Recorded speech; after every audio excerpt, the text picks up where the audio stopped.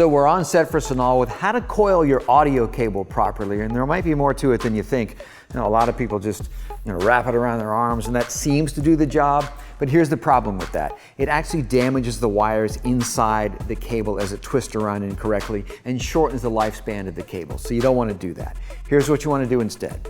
You'll get a section of your cable, and it can be shorter or longer depending on how tightly you want it coiled. What you do is you take 2 fingers and you pinch the cable, and then I'll twist one way. Another section of cable, I'll twist the other way and bring it under like that. So we're going to go over and then under and then over and under. And guess what the technique is called? That's right, the over-under technique. How about that?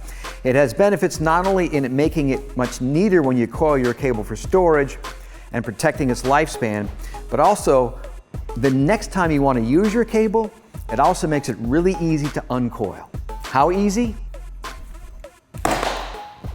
That easy. For more, check out sonalsound.com. Please thumbs up and comment below if you like this soundbite, and check out these other soundbites to learn more. You want to make sure that the seams are tucked in. So all you do is you press it down. If you're working in a studio, plugged into an audio board or mixing board, or working in a vocal booth, you need the freedom and flexibility to move around. This is great for that.